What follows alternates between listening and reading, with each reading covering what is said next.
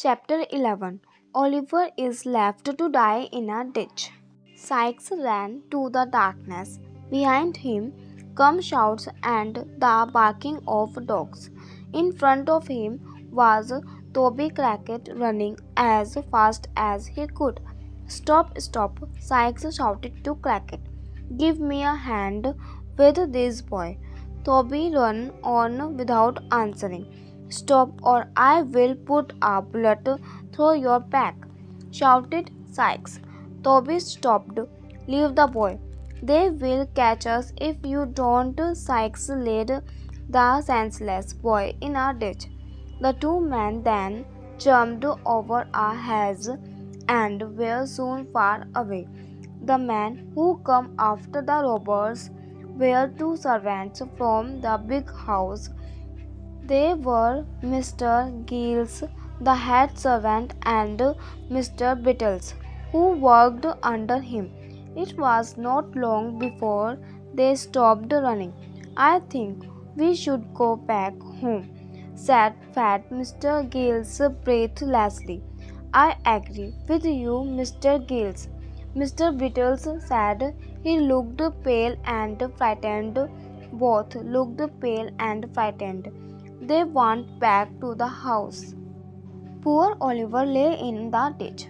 A sharp wind was blowing, but Oliver felt nothing. It began to rain heavily. Still, Oliver lay there, feeling nothing. At last, his senses came back to him. He opened his eyes and moved. The movement gave him great pain. His left arm left heavy and useless. His sleeve was wet with blood. The poor boy struggled to sit up and then to stand. He knew that he would die if he did not get help. He tried to walk. He came to the road and staggered on. At last he saw a big house, the house that Sykes and Crackit had tried to break into. Weakly he staggered to the front door and gave a faint knock. The servants were then in the kitchen having tea. Mr. Giles was telling the cook and the housemaid the story of the robbery. They were listening in terror to his fearful tale. It was about 2:30 when I woke up, said Mr. Giles. I thought I heard a noise. You are imagining things. Giles, I said to myself. I turned over in bed and was almost asleep when I did hear a noise. Oh, exclaimed the cook and the house's maid together. They drew their chair closer together. Somebody is trying to break in, I said to myself. Mr. Giles went on. We will all be murdered in our beds. They will cut poor Brittle's throat. Everyone looked at Brittle, whose face showed his great fear. I took up a stool and went into Brittle's room. Wake up, Brittles, I said. We are dead men, I think, but don't be frightened. Was he frightened? Asked the cook, who knew he was as nearly as brave as I was.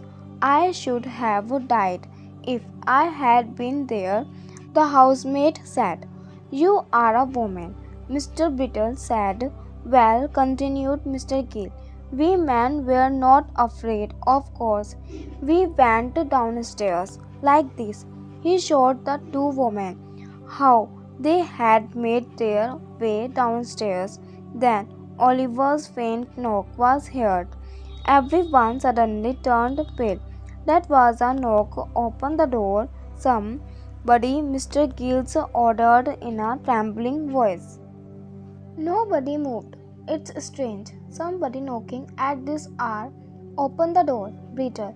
I will come with you. Slowly, Brittles moved toward the door. Slowly, Giles followed him. The two women followed the man. Then they all began to speak in loud voice to show that they were strong in number. They also pinched the dogs to make them bark. Beetles opened the door. There stood poor little Oliver Twist, almost fainting. Mr. Gill pulled Oliver inside the house in great excitement. He shouted upstairs, "Here he is, ma'am. Here's one of the thieves. He's wounded." I shout him, "Ma'am." A young lady appeared at the top of the stairs. "Shh, you will frighten my aunt.